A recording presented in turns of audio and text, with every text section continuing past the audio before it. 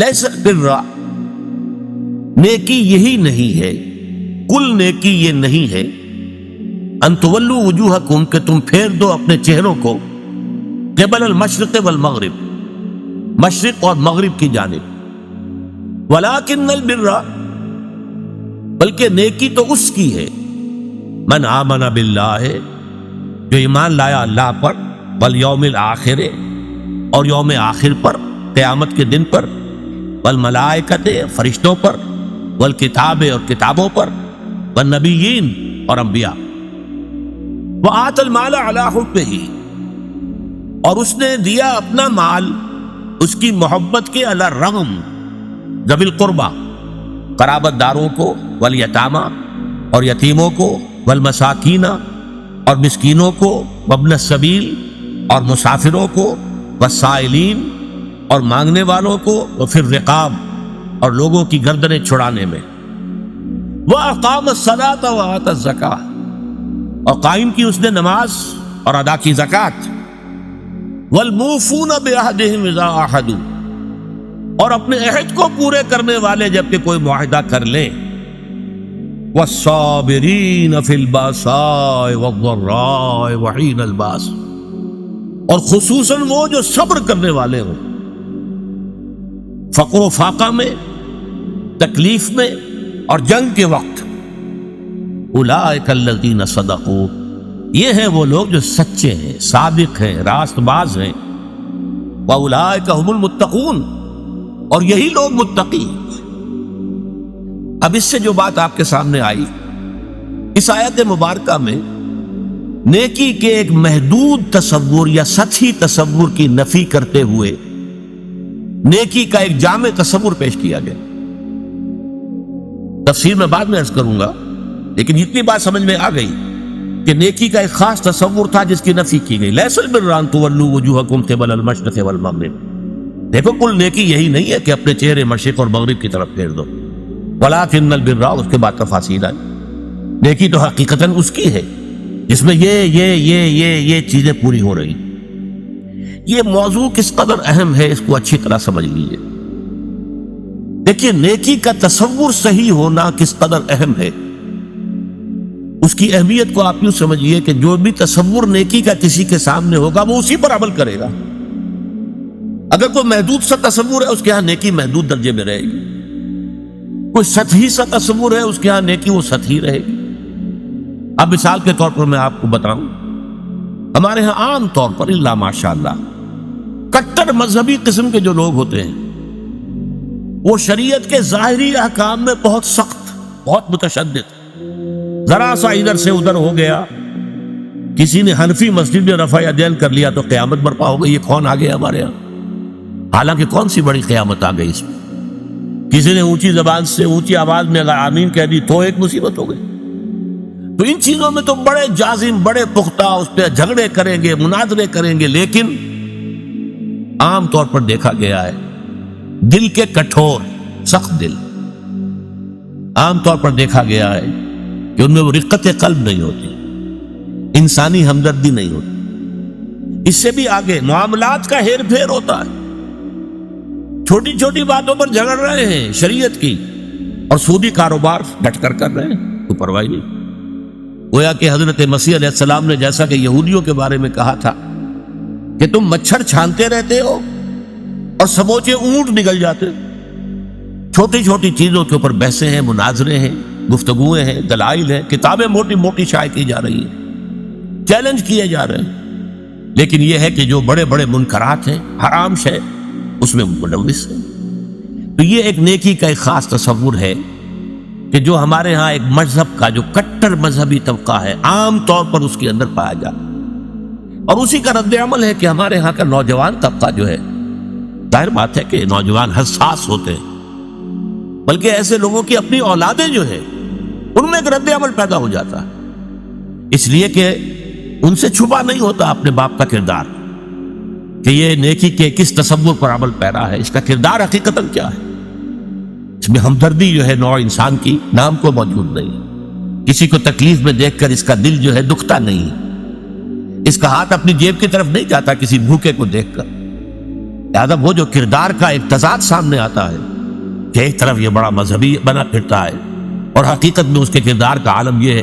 اس کا رد عمل ہوتا ہے۔ نوجوان احساس ہوتے ہیں، ان کی سوچ بالعموم صحیح ہوتی ہے، غلط نہیں ہوتی۔ یہ دوسری بات ہے کہ رد عمل میں انسان دوسری انتہا کو نکل جائے۔ تو ایک تصور تو یہ ہے ہمارے معاشرے کے اندر جو مذہبی طبقات ہیں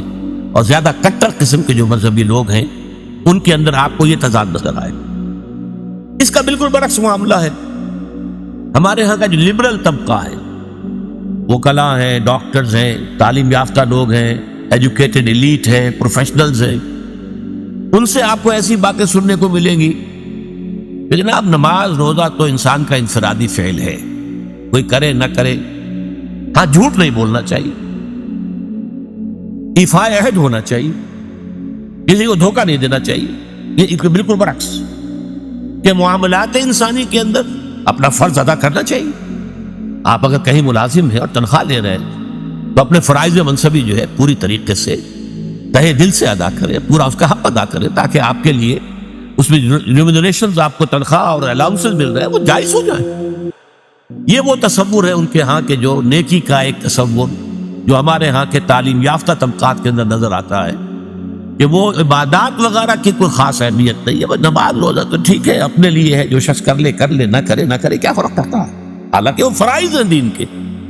لیکن یہ ہے کہ اصل کردار، اصل جو نیکی ہے وہ تو یہ ہے۔ اب اس سے بھی آگے بڑھ کر میں آپ کو ایک تیسری شکل دکھانا چاہتا ہوں جو ہمارے معاشرے کے برے لوگ شمار ہوتے ہیں، جنہیں آپ گنڈے کہتے ہیں، یا ڈاکو، یا جیب تراش، یا طوائفیں، جسم فروش عورتیں، ان کے ہاں بھی نیکی کا کوئی نہ کوئی تصور موجود ہوتا ہے۔ میں آپ سے عرض کروں گا کہ واقعہ یہ ہے کہ جیسے ہمیں جو ہماری طبعی زندگی ہے، ظاہری جسمانی زندگی کے لیے ہوا چاہیے، پانی چاہیے، غذا چاہیے۔ ہوا نہیں ملے گا، بند ہو جائے گی تو مر جائے گا فوراً، تو بہت جلدی مرے گا۔ پانی نہیں ملے گا تو چند دن شاید جھیل جائے، مرے گا۔ کھانا نہیں ملے گا تو شاید چند زیادہ دن جھیل جائے لیکن پھر مرے گا۔ تو جیسے ہماری اس زندگی کے لیے، جسمانی زندگی کے لیے، حیات جسمانی کے لیے ہوا، پانی، غذا لازم ہے، اسی طرح انسان کی باطنی زندگی کے لیے ایک لازمی شے یہ ہے کہ وہ اپنے ضمیر کو مطمئن کرے کہ اگرچہ میں بہت برا آدمی ہوں، میں بہت برا آدمی ہوں، میرا یہ کام غلط ہے، میرا یہ لیکن میں فلاں نیکی بھی تو کرتا ہوں نا۔ وہ نیکی کے کسی نہ کسی تصور کو، تاکہ اپنے ضمیر کو مطمئن کرے۔ ضمیر کی خلش جو ہے وہ در حقیقت اس کو چین نہیں لینے دے گی جب تک کہ وہ اپنے ضمیر کی خلش کو مٹانے کے لیے کہ میں برا ہوں، ٹھیک ہے، میں ڈاکو ہوں، لیکن دیکھو میں یتیموں کی پرورش کرتا ہوں، میں تو ان لوگوں کے ہاں ڈاکہ ڈالتا ہوں نا جنہوں نے دولت کے انبار جمع کر لیے، حرام خوری کے ذریعے سے لوگوں کا خون چوسا ہے، ان سیٹھوں نے، ان کارخانے داروں نے غریب مزدوروں کے خون سے اپنے یہ محل تعمیر کیے، ہم ڈاکہ وہاں ڈالتے ہیں۔ اور یہ باتوں آپ نے سنا ہوگا، یہ کہانیاں ہیں کہ اپنے اپنے علاقوں کے یہ ڈاکو لوگ جو بڑے مشہور ہوئے ہیں ڈاکو، وہ اپنے اپنے علاقوں کے بیواؤں کے سرپرست، یتیموں کے سرپرست، وہاں خیر کے کام کرنے والے، تاکہ وہ اپنے ضمیر کو مطمئن کریں کہ ہمارے ہاں اگر یہ ہے تو یہ بھی ہے، آخر ہم نے نیکی کا ایک بندوبست تو کیا ہوا ہے۔ اس طرح جیب تراش آپ کو مل جائے گا۔ ان کے ہاں بھی ایک رولز آف کانڈکٹ ہیں۔ آپ کے علم میں ہوگا کہ علاقے تقسیم ہوتے ہیں اور وہاں جتنے جیب تراش ہوتے ہیں ان کا ایک گروہ ہوتا ہے، اور ہر ان میں سے کارکن جو ہے وہ جتنی بھی جیب تراش کر کے جو رقم شام تک جمع کرے گا اسے لا کر گروہ کے پاس رکھ دینا لازم ہے۔ اگر اس میں سے کچھ رکھے گا تو بے ایمان ہے۔ یعنی جہاں تک جیب تراشی کا تعلق ہے اس میں بے ایمانی کا کوئی تعلق نہیں۔ پیشے میں عیب نہیں، رکھیے نا فرحات کو نام، پیشہ جو ہے وہ تو پیشہ ہے ہمارا، لیکن بے ایمان وہ شمار ہوگا کہ جس نے جو بھی کمائی دن بھر کی تھی وہ ساری لا کر گرو کے سامنے نہیں رکھتی، پھر وہ گرو تقسیم کرے گا۔ یہ ان کے ہاں کے ہے رولز آف کانڈکٹ ہے۔ ان میں ذرا سا ادھر سے ادھر ہو جائیں گے آپ تو ظاہر بات ہے کہ اس میں پھر اس کو بے ایمانی کہیں گے۔ مجھے یاد آ رہا ایک واقعہ، ہمارے ہاں منٹگمری میں جو سائیوال کہلاتا ہے، ایک خاتون تھی، اچھے گھرانے کی خاتون تھی، لیکن برے دن ان پر آئے۔ وہ ہمارے ہاں کچھ ہماری والدہ صاحبہ مرحومہ کا ہاتھ بٹانے کے لیے آ جاتی تھی، کام کرتی تھی، والدہ ان کی کوئی مدد کرتی رہتی تھی۔ انہوں نے لا کے ایک دن ہماری والدہ صاحبہ کے پاس، مرحومہ کے پاس، اگرچہ ہمیں معلوم نہیں ہوا، وہ زیور رکھ دیا کہ میرا بیٹا ہے، اس نے یہ زیور تیار کیا اپنی شادی کے لیے، یہ آپ اپنے پاس رکھ لیجئے، اور اس وقت فوری رقم ہمیں ضرورت ہے تو اتنی رقم خرچ دے دی۔ والدہ نے دے دیا، معاملہ سمجھا جیسے کہ ہوتا ہے۔ بعد میں معلوم ہوا کہ وہ تو چوری کا مال تھا، اور اس کا بیٹا جو ہے وہ ایک طوائف کے ہاں ملازم تھا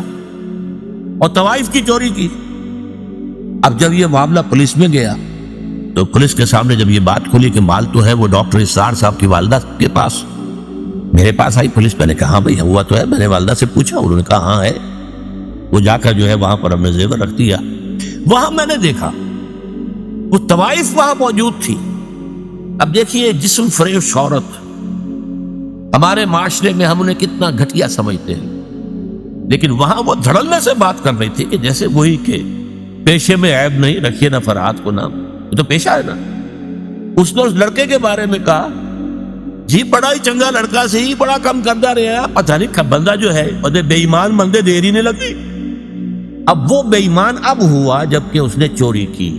ورنہ ساری ایمانداری ان کے گھر کے اندر چل رہی تھی، پورا جو اس کا پروفیشن تھا اس میں بھی کوئی بری بات نہیں تھی۔ اور یہ آپ کے معلوم ہے کہ یہ طوائفیں جو ہے جب محرم کے دن آتے ہیں، تعزیے نکلتے ہیں، تو کالے کپڑے پہن کر جلوسوں کے ساتھ جانے والیاں، پھر یہ کہ سبیل لگانے والیاں، اور یہ کہ جو ہمارے ہاں اولیاء اللہ کے مقابر ہیں، ان کے جو بھی مزارات ہیں، ان پر جب عرس ہوتے ہیں تو وہاں جا کر دھمال کھیلنے والی ہے، یہی ہے نا، وہ کام نیکی کا کر رہی ہے، فلاں بزرگ کے ہاں جا کے گئی ہے نا،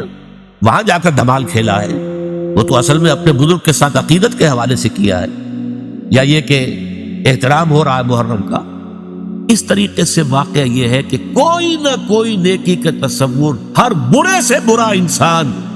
اپنے دل میں رکھتا ہے، تب اپنے آپ کو مطمئن کرتا ہے۔ اگر نہ ہو تو رات کو نیند نہیں آئے گی، آدمی پاگل ہو جائے گا، آدمی کی اندر سے شکست ہو جائے گی، شکست و ریخت ہو جائے گی اس کی شخصیت کی، ٹوٹ پھوٹ کر رہ جائے گا انسان اپنے اندر سے۔ تو یہ نیکی کے بہت سے تصورات ہیں جو ہمارے معاشرے کے اندر آج موجود ہیں۔ یہ ہے بہت اہم موضوع۔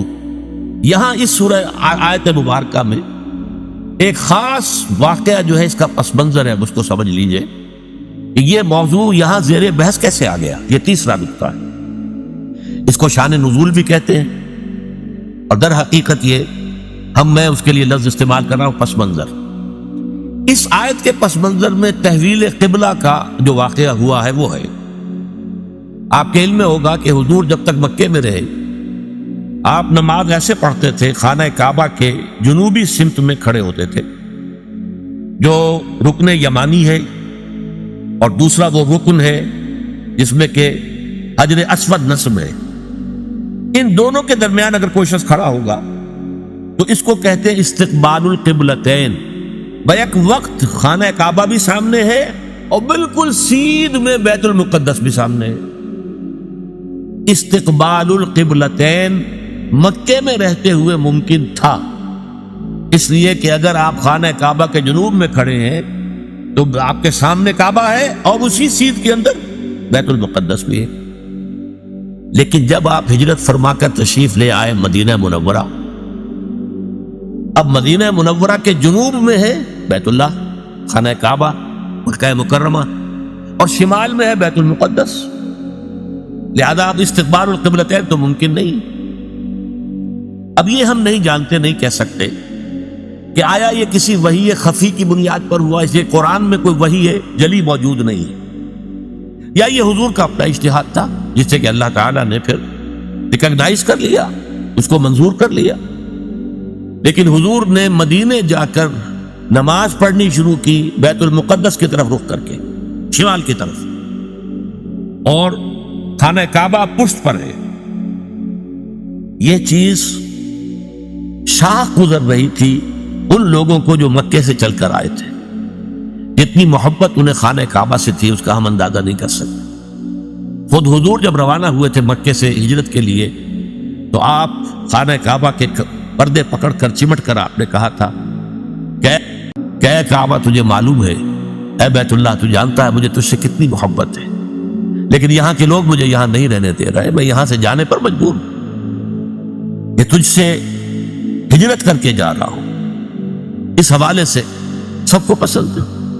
لیکن یہ کہ نماز پڑھ رہے ہیں خانہ کعبہ کی بجائے بیت المقدس کی طرف رخ کر کے۔ اس کے بعد 16-17 مہینے کے بعد قرآن مجید میں حکم آ گیا، قد نرى تقلب وجهك في السماء فلنولينك قبلة ترضاها فول وجهك شطر المسجد الحرام۔ اے نبی، ہم آپ کے چہرے کا بار بار آسمان کی طرف اٹھنا دیکھتے رہے ہیں۔ حضور انتظار کر رہے تھے کہ کب حکم آئے کہ ہم خانہ کعبہ کی طرف رخ کر لیں۔ اس سے میرا گمان یہ ہے کہ وحی خفی کی بنیاد پر حضور کا فیصلہ تھا۔ قرآن مجید میں جو وحی آ گئی ہے شامل ہے، اسے وحی جلی کہتے ہیں، اور حضور پر اور بھی وحی ہوتی تھی، وحی خفی جو قرآن مجید میں شامل نہیں ہے۔ بہت سی احادیث در حقیقت وہ وحی ہی پر مبنی ہے، لیکن وہ باللفظ نہیں ہے، بالمعنی ہے، اور وہ وحی جلی نہیں ہے، وحی خفی ہے۔ تو یہ معلوم ہوتا ہے وحی خفی کی بنیاد پر تھا،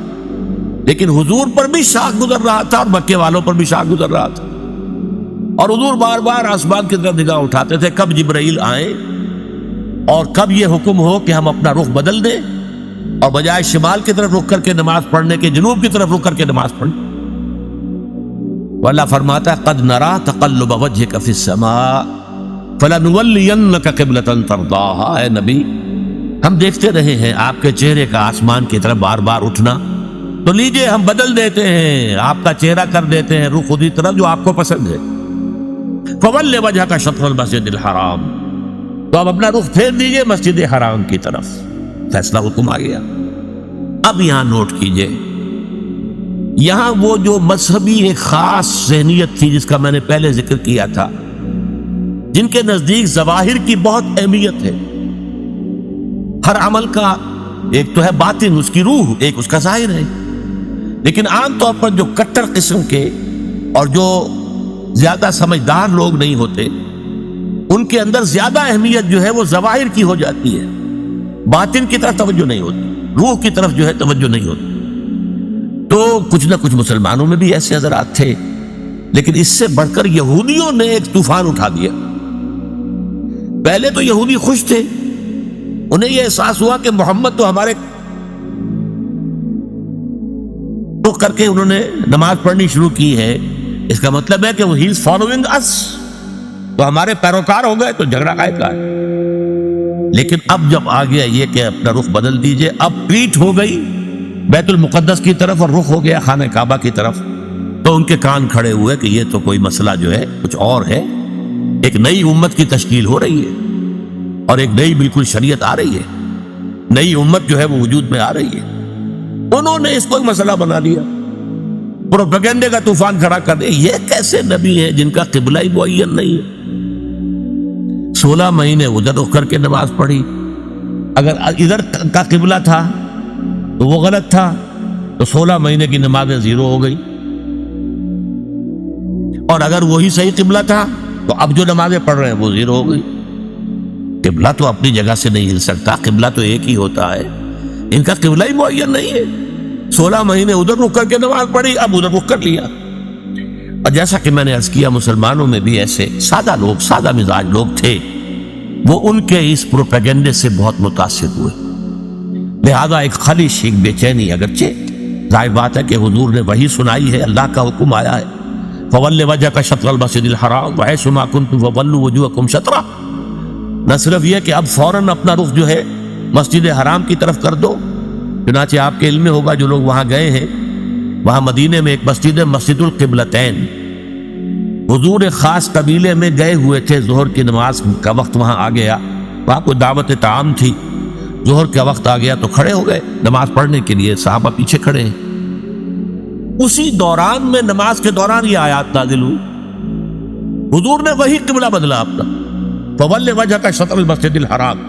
اب حکم الہی آنے کے بعد تو تاخیر 1 منٹ کی بھی جائز نہیں، تو فوراً آپ نے رخ بدل لیا، اور تمام نمازیوں نے بھی رخ بدل لیا۔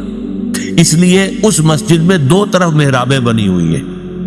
ایک محراب جو ہے وہ شمال کی طرف ہے بیت المقدس کی طرف، اور ایک محراب ہے مکے کی طرف جنوب کی جانب، اسی لیے اس کو کہتے ہیں مسجد القبلتین، دو قبلوں والی مسجد۔ لیکن یہاں حکم یہ بھی ہے وَأَيْنَمَا تَكُونُوا فَوَجُّوا، جہاں کہیں بھی تم ہو فَوَلُّوا وُجُوهَكُمْ شَطْرَهُ،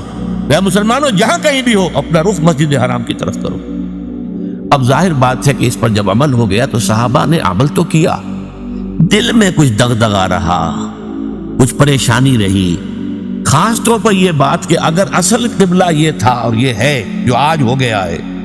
تو پھر ہماری نمازوں کا کیا بنے گا؟ ہماری نمازیں 16 مہینے کی ضائع ہو گئی، غلط قبلے کی طرف پڑی گئی۔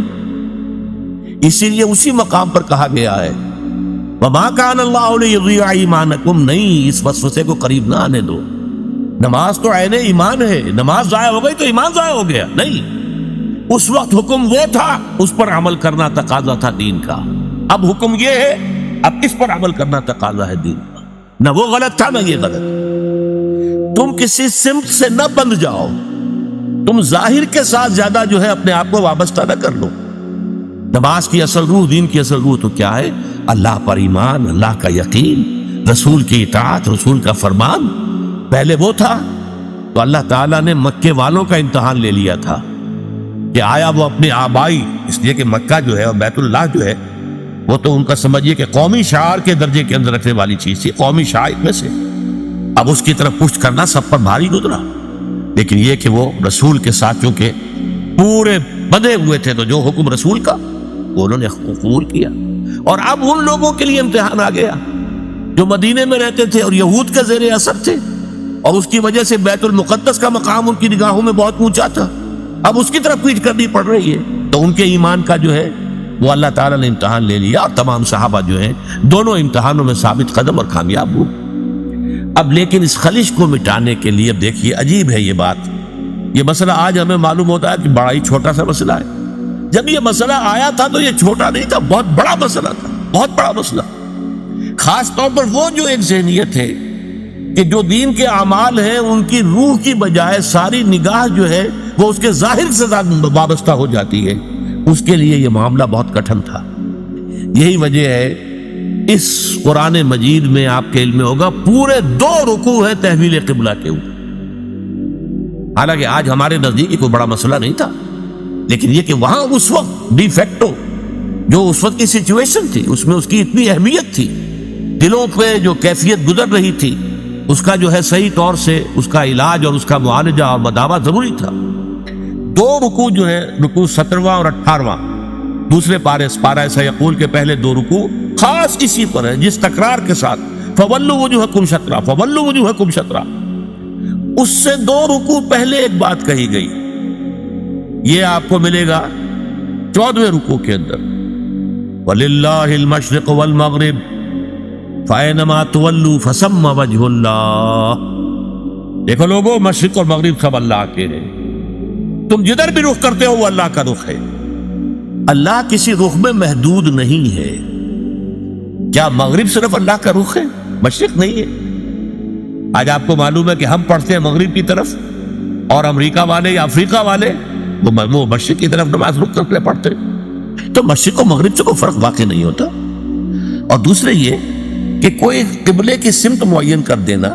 اس کا مطلب یہ نہیں اللہ اس سمت میں محدود ہے، بلکہ یہ تو تمہاری ہم آہنگی کے لیے، یکسانی کے لیے، یک رنگی کے لیے، ایسا نہ ہو کہ اب آپ کھڑے تو کسی کا رخ ادھر ہے، کسی کا رخ ادھر ہے، کسی کا ادھر ہے، کسی کا ادھر، یہ نہیں، سب ایک رخ میں کھڑے ہوئے ہوں، صفیں بندھی ہوئی ہوں، دیکھنے والا جو ہے کوئی شخص اگر آ جائے اچانک وہ بھی اس سے متاثر ہوتا ہے۔ ایک فرانسیسی سیاح صرف اس منظر کو دیکھ کر ایمان لے آیا تھا، وہ آیا تھا مصر سیاحت کے لیے، اور وہ جو بہت بڑا وہاں کا دارالعلوم ہے جامع الازہر، اس کی جو جامع مسجد ہے اس کے وہ مینار پر چڑھ گیا، عصر کا وقت تھا، مینار کے اوپر سے اس نے منظر دیکھا، سین میں عصر کی جماعت ہو رہی تھی، اب ایک امام کے پیچھے کھڑے ہیں، سیدھی سیدھی صفیں بندھی ہوئی ہیں، ایک امام کا کوشن ہے اور وہ جھک رہے ہیں، اور اسی طرف سے کوشن آئی ہے وہ کھڑے ہو گئے ہیں، ایک منظر ایسا اس کے دل کے اوپر اس نے اثر کیا، وہ ایمان لے آیا کہ جس مذہب کی عبادت اتنی منظم، اس کے اندر یہ رنگ ہے گویا کہ ملٹری پریڈ ہو رہی ہے، اس طرح کا انداز عبادت کا، ایک تو کلیکٹیو، انفرادی نہیں، اجتماعی، اجتماعیت کی اہمیت، اور پھر اس کے اندر وہ رنگ اور یکسانی، ہم رنگی دیکھ کر. تو اس طریقے سے تمہارے اندر یک رنگی پیدا کرنے کے لیے ایک رخ معین کر دیا. اس کا یہ مطلب نہیں اللہ اسی رخ میں ہے. للہ المشرق والمغرب، مشرق و مغرب سب اللہ کے لیے ہے. فَأَيْنَمَا تُوَلُّوا فَثَمَّ وَجْهُ اللَّهِ، جدھر بھی تم رخ کرو اللہ کا رخ ہے. شمال بھی اللہ کا، جنوب بھی اللہ کا، مشرق بھی اللہ کا، مغرب بھی اللہ کا. اللہ تعالیٰ کسی رخ میں جو ہے محدود نہیں ہے. اس کو خوب کہا ہے غالب نے، ہے پرے سرحد ادراک سے اپنا مسجود. قبلے کو اہل نظر قبلہ نما کہتے ہیں، یعنی ہم جسے سجدہ کر رہے ہیں کعبے کو سجدہ نہیں کرتے ہم. چاہے وہ لوگ جو مسجد حرام میں کھڑے ہو کر وہ وہاں پر صفیں باندھے ہوئے کعبے کے گرد کھڑے ہوئے ہیں، مسجود کعبہ نہیں ہے، معاذ اللہ، مسجود صرف اللہ ہے. اس لیے ہے پرے سرحد ادراک سے اپنا مسجود. مسجود ہمارا جو ہے وہ تو ادراک، ہمارے عقل اور فہم اور ہمارے تخیل اور تصور سے وراء الورا ثم وراء الورا ثم وراء الورا، ہے پرے سرحد ادراک سے اپنا مسجود. قبلے کو اہل نظر قبلہ نما کہتے ہیں. یہ قبلہ نما ہے، اصل میں یہ ایک ڈائریکشن ہے جو معین کر دی گئی. بس یہ ہے، اس سے زیادہ اس کی اہمیت نہ سمجھو. یہ بات کہہ کر پھر 2 رکوعوں کے بعد وہ پورے 2 رکوع آئے جس میں کہ یہ حکم تحویل قبلہ کا حکم آ گیا. سَيَقُولُ السُّفَهَاءُ مَا وَلَّاهُمْ عَنْ قِبْلَتِهِمُ الَّتِي كَانُوا عَلَيْهَا. اب عنقریب بہت سے ناسمجھ لوگ کہیں گے کس شے نے ان کا رخ پھیر دیا اس قبلے سے جس پر یہ رہے ہیں 16 مہینے. قُلْ لِلَّهِ الْمَشْرِقُ وَالْمَغْرِبُ، کہہ دیجئے اللہ کے ہیں مشرق اور مغرب، سب کے سب، تمام ڈائریکشنز، تمام سمتیں اللہ کی. اب دیکھیے اس کے بعد 2 رکوع میں تحویل قبلہ کے احکام لانے کے بعد پھر 2 رکوعوں کے بعد 19-20 نکال دیجئے، پھر 21ویں رکوع کی یہ پہلی آیت ہے. گویا کہ یوں سمجھیے کہ یہ جیسے میرا دھڑ ہے، 2 رکوع 17-18 یہ تو میرے دھڑ کے مانند ہے کہ 2 رکوع مکمل ہے تحویل قبلہ کے حکم پر، لیکن 2 رکوع پہلے بھی ایک آیت آ گئی، للہ المشرق والمغرب فَأَيْنَمَا تُوَلُّوا فَثَمَّ وَجْهُ اللَّهِ. اس کے بعد بھی اگر کوئی خلش رہ گئی، کوئی دل کے اندر جو بے اطمینانی رہ گئی، ہوں گے کچھ لوگ، اب اس کے لیے آخری جس کو کہیں گے موپنگ اپ آپریشن 2 رکوعوں کے بعد، لَيْسَ الْبِرَّ أَن تُوَلُّوا وُجُوهَكُمْ قِبَلَ الْمَشْرِقِ وَالْمَغْرِبِ. نیکی یہی نہیں ہے کہ تم اپنے چہرے مشرق و مغرب کی طرف پھیر دو. یہ ہے، اس لیے ترجمہ کیا کیا، نیکی یہی، یہ نیکی تو ہے. جب حکم کا شمال کی طرف تم نے اس کی پیروی کی، یہ نیکی تھی، رسول کی اطاعت کی. اسی طرح اب جب ہو گیا جنوب کی طرف تم پیروی کر رہے ہو تو یہ نیکی ہے. لیکن نیکی یہی نہیں ہے، ہر شے کا ایک باطن ہے، ایک ظاہر ہے. اب جیسے نماز ہے، نماز کا ظاہر کیا ہے، تمام فقہا اس سے بحث کریں گے. وضو کے کیا فرائض ہیں، کیا سنن ہیں، کیا نوافل ہیں، کیا مستحبات ہیں. پھر یہ کہ نماز کے اندر کھڑے کیسے ہونا ہے، کس طور سے ہونا ہے، رکوع کیسے، گھٹنے کو کس طریقے سے پکڑنا ہے. پھر یہ کہ آپ نے کھڑے ہونا ہے تو ایسے کھڑے ہونا ہے کہ کمر سیدھی ہو جائے، بالکل سکون ہو جائے. یہ نہیں کہ آدھے رکوع سے ہی آپ سیدھے سجدے میں چلے گئے. اس کو کہا حضور نے یہ نماز میں چوری ہو رہی ہے. پھر یہ ساری چیزیں کیا ہیں، یہ نماز کا ظاہر ہے اور فقہا اس سے بحث کرتے. لیکن ایک ہے نماز کا باطن، ایک ہے نماز کی روح،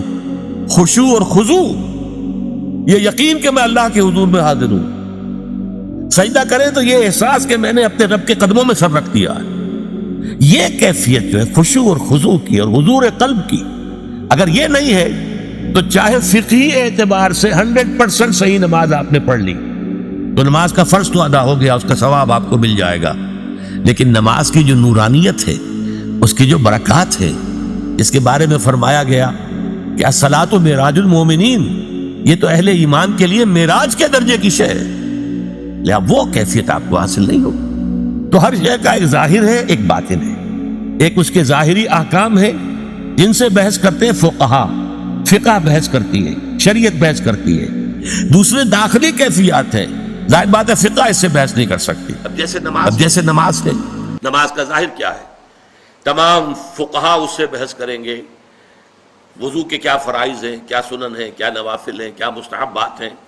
پھر یہ کہ نماز کے اندر کھڑے کیسے ہونا ہے، کس طور سے ہونا ہے، رکوع کیسے ہے، گھٹنے کو کس طریقے سے پکڑنا ہے، پھر یہ کہ آپ نے کھڑے ہونا ہے تو ایسے کھڑے ہونا ہے کہ کمر سیدھی ہو جائے، بالکل سکون ہو جائے، یہ نہیں کہ آدھے رکوع سے ہی آپ سیدھے سجدے میں چلے گئے، اس کو کہا حضور نے یہ نماز میں چوری ہو رہی ہے۔ پھر یہ ساری چیزیں کیا ہیں؟ یہ نماز کا ظاہر ہے اور فقہا اس سے بحث کرتے ہیں۔ لیکن ایک ہے نماز کا باطن، ایک ہے نماز کی روح، خشوع اور خضوع، یہ یقین کہ میں اللہ کے حضور میں حاضر ہوں، سجدہ کریں تو یہ احساس کہ میں نے اپنے رب کے قدموں میں سر رکھ دیا ہے، یہ کیفیت جو ہے خشوع اور خضوع کی اور حضور قلب کی، اگر یہ نہیں ہے تو چاہے فقہی اعتبار سے 100% صحیح نماز آپ نے پڑھ لی تو نماز کا فرض تو ادا ہو گیا، اس کا ثواب آپ کو مل جائے گا، لیکن نماز کی جو نورانیت ہے، اس کی جو برکات ہے، جس کے بارے میں فرمایا گیا کہ الصلاۃ معراج المومنین، یہ تو اہل ایمان کے لیے معراج کے درجے کی شے ہے، لہذا وہ کیفیت آپ کو حاصل نہیں ہوگی۔ تو ہر شے کا ایک ظاہر ہے، ایک باطن ہے، ایک اس کے ظاہری احکام ہے جن سے بحث کرتے ہیں فقہا، فقہ بحث کرتی ہے، شریعت بحث کرتی ہے، دوسرے داخلی کیفیات ہیں، ظاہر بات ہے فقہ اس سے بحث نہیں کر سکتی، قانون، فقہ تو قانون کو کہتے ہیں نا، قانون جو ہے وہ آپ کے داخلی کیفیات سے بحث نہیں کر سکتا، آپ نے جرم کیا، کس لیے کیا، کیوں کیا، اس سے کوئی بحث نہیں، جرم کیا اس کی سزا ہے وہ ملے گی آپ کو، لہذا قانون جو ہے اس کا دائرہ علیحدہ ہے اور حقیقت کا دائرہ اور ہے۔ ہمارے ہاں ان کو عام طور پر کہا جاتا ہے صوفیہ، مرشد لوگ، جو کچھ اندرونی اور باطنی اصلاح کی طرف لوگوں کو توجہ دلاتے ہیں، روح درست ہو جائے، واقعتاً اللہ تعالیٰ کی محبت پورے وجود میں سرایت کر جائے، واقعی جب کھڑے ہوں اللہ کے حضور میں تو معلوم ہو کہ اللہ کے سامنے کھڑے ہیں، اور ایک لرزہ طاری ہو جائے۔ حضرت علی رضی اللہ تعالیٰ عنہ جب کھڑے ہوتے تھے نماز میں تو جسم جو ہے کانپتا تھا، اور سارے پٹھے جو ہے بہت ہی، حالانکہ آپ کا جسم بہت مضبوط تھا، بہت سخت، لیکن وہ نرم پڑ جاتے تھے۔ چنانچہ ایک موقع پر آپ کے جسم میں کسی جگہ پر ایک تیر گھپ گیا، اسے بہت کھینچا نہیں نکل رہا تھا، پٹھے جو اندر سے ایسے کھچے ہوئے تھے کہ انہوں نے اس تیر کو پکڑا ہوا تھا، جکڑا ہوا تھا۔ حضرت علی نے فرمایا کہ ٹھہرو میں نیت باندھ لیتا ہوں نماز کی، پھر اس کے بعد تم اس تیر کو کھینچ لینا، اور وہی ہوا، نیت باندھی، اللہ کے حضور میں کھڑے ہوئے، اب پورا جسم جو ہے اس کے اوپر ایک راشا ہے، اور پورا جسم کے پٹھے جو ہے وہ ڈھیلے پڑ گئے، خشوع اور خضوع کی وجہ سے آسانی سے وہ تیر نکل آئے۔ تو یہ ہے باطنی کیفیت نماز کی۔ تو اس لیے اے مسلمانوں، تمہیں اب بھی اگر کوئی خلیش ہے، یہ ساری باتیں تمہیں بتا دی گئی، اللہ کا حکم آ گیا، اس سب کے باوجود اگر خلیش ہے تو پھر دوبارہ سن لو، لیس البر ان تولوا وجوہکم قبل المشرق والمغرب، دیکھو نیکی صرف یہی نہیں ہے کہ مشرق و مغرب کی طرف رخ کر دو، اگرچہ یہ بھی نیکی ہے جب اللہ کے حکم کے مطابق ہوگا، رسول کے حکم کے مطابق ظاہر ہوگا، ظاہر کی بھی اہمیت ہے، لیکن کل ظاہر نہیں ہے، ظاہر ہی کو کل نہ سمجھ لو، اور اس کی روح پر اور اس کی جو باطنی جو اس کے اندر جذبہ ہو رہا کیا چاہیے کار فرما، اس پر بھی نگاہ رکھو۔